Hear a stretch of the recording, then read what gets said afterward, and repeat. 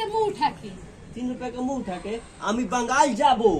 जइबा जइबा तू बंगाल जइबा तो दुनिया छोड़ के चल जइबा। दुनिया छोड़ के चल जीबो। चलो सब चलो सब चलो सब चलो सब बंगाल आओ आते हुआ सब चलो सब बंगाल यहाँ नु पैसा करो हाय का जी सब कोई गोड़ में पहनता रहुआ भाई लटका ले लटके नहीं हो अपन कहलु 3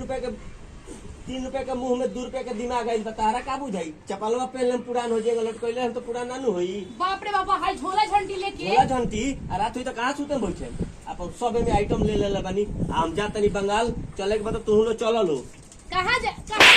जाइबो कहीं देखे जाए की बंगाल जातनी सही हवा नु फैला ता कोरोना हो जा कोरोना नहीं के फैलत तो बंगाल चलो लो आ ओही जा चलो लो आ ओही जा खेला होबे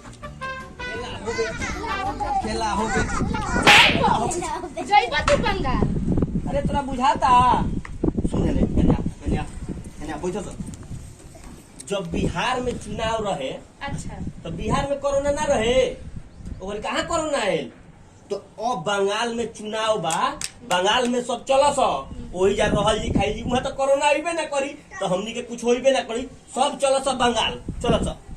चल। बाप रे भाई बंगाल हमनी से नहीं जाम सब कोरोना सब जगह फैलत ताटे कोरोना फैलता बिहार में न फैलता बंगाल में नहीं है कोरोना वहाँ खेला होबे ममता दीदी का राज है खेला होबे चलो लो वही जा चलो लो तू ही जाना तेरा हाँ जोन फैलल बा कोना ओकरे नाम हो कोरोना। ई बूढ़ा सियान लइका केहू के नहीं के चिन्हता जेकरे के धोली ओकरे भगवान के प्यारा हो जाए टिकट कट जाए वही से हम कहती है बंगाल चलो खेला होबे कहीं नहीं के जाए के जोर बात कहतनी कान खोल के सुन ल चुपचाप घर में रह त बंगाल में जइबो त आरो होई और सब के फलइबो बंगाल हमनी के जान सो वही जा खेला होबे चलो बंगाल तू चलो रसगुल्ला खइबो अम्मा देगी हैं खइबो रसगुल्ला यहाँ कोरोना से आफत प्राण बचाए भाई खइया रसगुल्ला खइबो रसगुल्ला चलो कान खोल के सुन ली कहीं नहीं खे जाए के तो नहीं खे जाए के चुपचाप घर में रहे के बा। ओहो बातवा हम कहते तू काहे नहीं मानत सुना है ने सुना ई बताओ ई कौन बीमारी है गरीब मर जाता अमीर ठीक हो जाता हॉस्पिटल गइल तो बेटा दुनिया से गइल आ घर में क्वारंटाइन भइल तो ठीक हो गइल। ई बीमारी है कि भूत प्रेत रे ई कौन बीमारी है? हाँ जी ठीक है कहतनी लागत है कि ई कोनो बीमारी के औंच के हम जन के बीग देले बाटे कोरोना औंच के बीग देले बा सब खेला होबे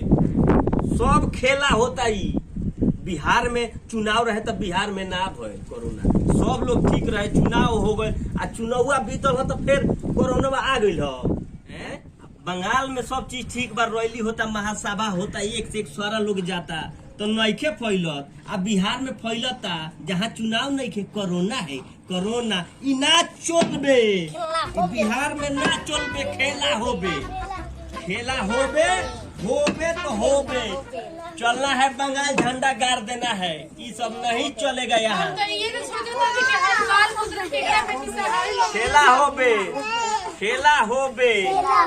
खेला होबे अब बंगाल चलो वही जा रेला होबे एक को मानुष के छाड़बो ना जिंदगी का सवाल है सब चलिए कलकत्ता सेफ रहिए चलिए ये सब फेर में नहीं पड़ना चलो खेला होबे।